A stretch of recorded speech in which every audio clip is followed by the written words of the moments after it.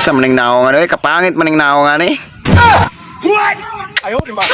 Ganong ipanganak man ko sa una, ngayon akong itsura. What? Hmm? Ah. Ngayon yung dito akong itsura, Jod.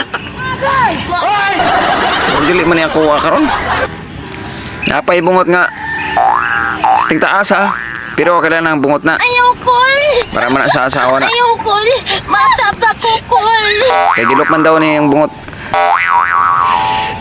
Bahala pangit daw ang naong. Basta ang bungot daw ni mo taas. Kay mao lagi nagdala na dito sa kuan lagi.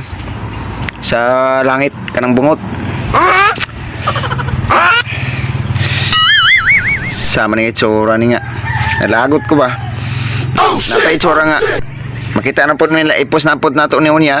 Tapos wala pa dyan sila mag-comment kay istang pangita lagi sa naong lagi.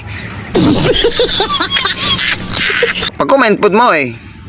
Maskin pangit kayo akong naong na. Ang samanan mo diha.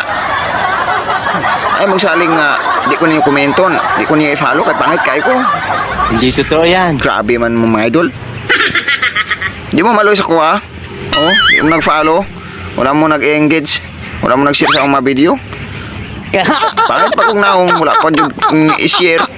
Nya nya nya nya.